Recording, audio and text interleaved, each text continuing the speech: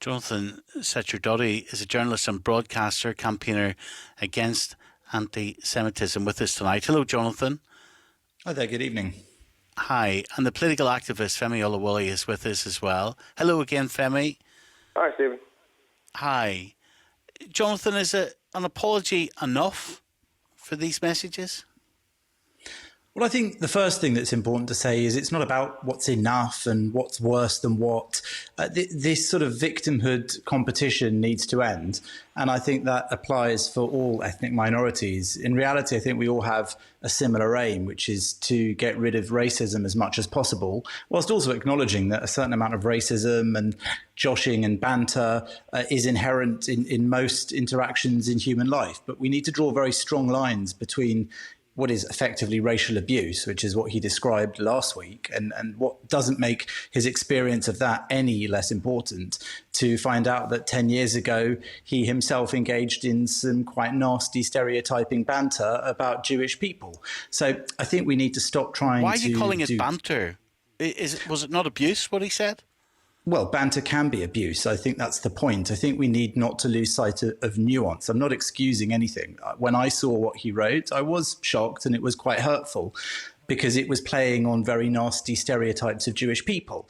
I'm just saying that within human interactions, especially in messages between friends, sometimes people do say stupid and offensive things. That doesn't excuse it. And I think that his apology is very important in the sense that he seems genuinely disgusted with what he said back then, that he hadn't thought about it because it wasn't something that affected him directly in the same way that the racism he experienced affected him. But it was racism. And that sort of casual racism in what some people might call banter does in fact create an environment in which more and worse racism can then flourish and take place without people thinking it's necessarily wrong. So I do think that what he's done effectively is teach us two different very important lessons about racism. One was the racism he spoke about, his own personal experience, and that was deeply wrong. The sort of racism that we might find, whether we're Jews or Muslims or any other minority, in pretty establishment British organisations. And the other is a more casual sort of racism that exists, dare I say it, even among certain ethnic minorities themselves. And in this case, we saw a Muslim having negative stereotyping about Jewish people being mean with money. And that was part of his banter with his friends. These are racism. Both are examples of racism. They're quite different, but neither is unimportant and neither is unoffensive. Femi? I agree with pretty much everything that I just heard. I mean, I know that in the recent race report by the Conservative Party, it said that they showed that people from ethnic minorities have to send more job applications to get a job offer, which means there is clear discrimination in the hiring process.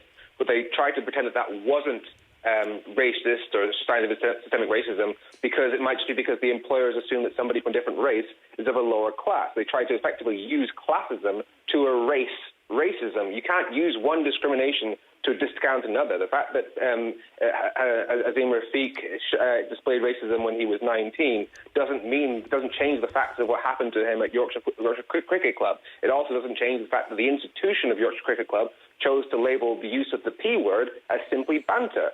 It doesn't change a thing. Are you critical of the journalists who search through his old texts? Or the journalism in searching through his old texts?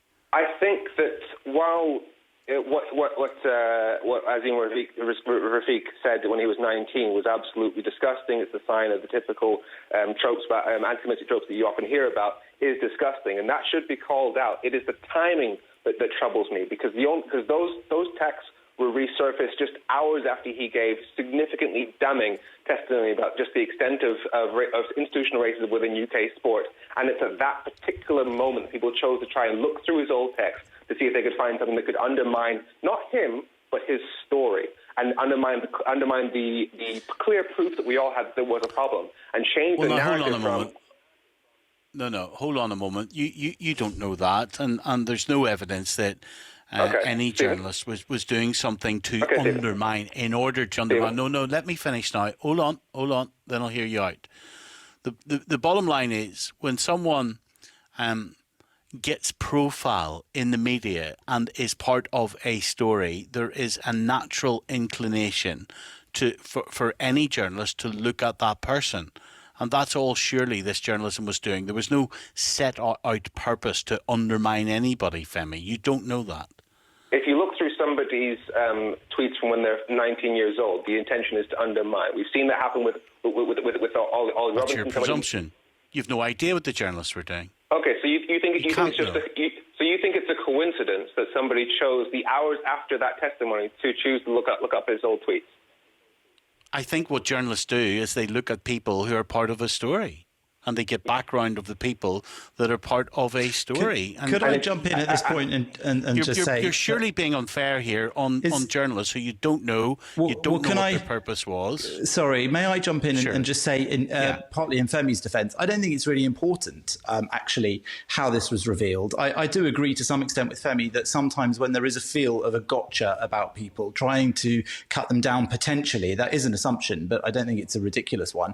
I think that can be very counterproductive. But what I'd like to say is now we're talking about the issue of racism. It seems a shame to get caught up on details like that and on the work of how things came out. I think what's come out is that there is this deep-seated racism within cricket that he mentioned, but also that he himself, by his own admission now, for whatever reason, has been revealed however long ago to have engaged in anti-Semitic, effectively racism, racist tropes against Jews. And I think that he has been very brave as well in addressing that when it was put to him and very honest about it. So I think it's important that we look at these moments, regardless of how they came to us, and ask what we can do, I think, to improve the situation for minorities. I agree. What is brave, Jonathan, about him addressing it when... he didn't reveal it. It was the journalism that you and Femi are questioning which revealed it. What's brave about I'm not talking about it? I'm not questioning the journalism. I'm a journalist. I also where's the bravery in talking about it? Maybe bravery is the wrong word. This is what I'm trying to talk about, though. I think getting caught up on our choice of words like bravery or gotchas or whatever isn't the point here. I used bravery simply to say that when you're faced with something ugly that you've done yourself, as he was, I think there's a certain level. Maybe it's bravery might not be the right word, but there's a certain degree of sympathy one might have for him for having admitted he did something wrong. I don't think any of us can say we've never said something wrong. We may not have been racist. We may have been racist in one way without even really considering it at the time. And that's why, for me, as a Jewish journalist, as a Jewish person, somebody who talks about racism from a perspective of being Jewish, I think it's interesting to see somebody say, actually, I'm shocked that I ever said that. And I think that because it didn't affect me and my community or my ethnic grouping, I never thought about how offensive it was, which is in effect what he said to my colleague at the Jewish Chronicle. Yeah. Femi, does age make a difference? Is age mitigation? Azeem Rafiq has said he's a different person now. He posted these messages when he was 19. Now, obviously, a 19-year-old is an adult who can, work and play and get married and all of those things. That's the age at which you have a lot of freedom. Does age make a difference? So when I think about it, I think about when I was about 12 and I used to use the word gay as an insult, and I'd occasionally say something like, oh, don't be gay, basically mean don't be a mean person, to use a slightly sanitized version of that. And I know that was wrong then. It was just as wrong it's just as wrong then as it is now. And it's not excusable just because everyone was doing it at the time. I don't think age makes a difference in terms of is it wrong at the time. The question is, have they shown that they've grown since then?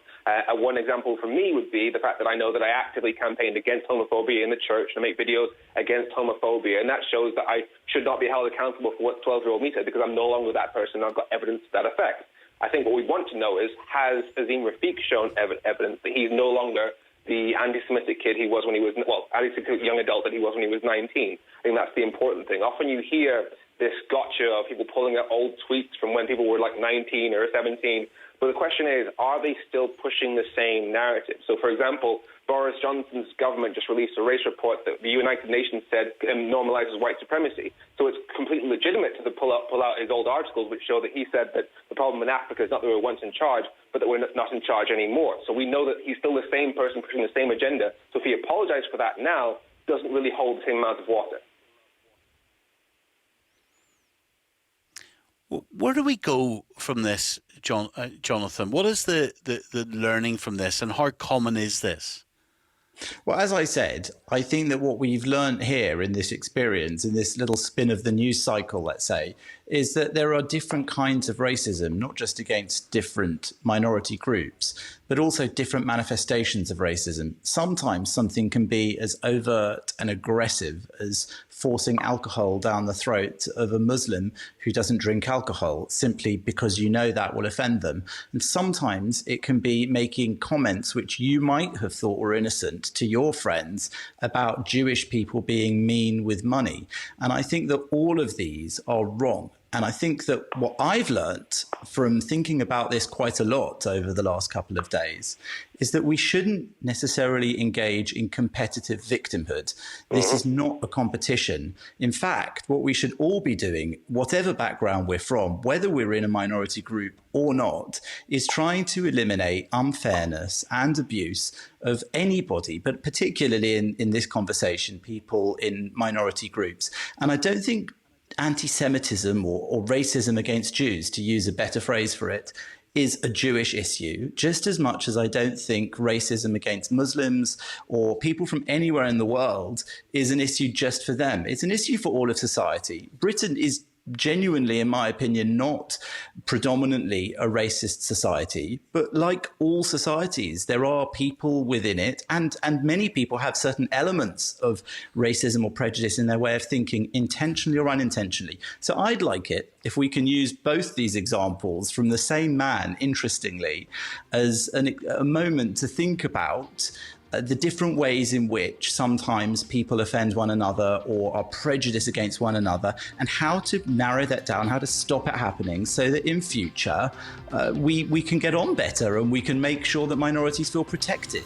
I could not agree more. The only thing I'd add is that by making different forms of discrimination compete against each other, it's just a way to maintain inequality. So that we are all in the same fight on this. Femi, always nice to talk to you. Thank you, sir. Jonathan, thank you. The Midnight News is coming up next. Then we're going to have a look at tomorrow morning's newspaper.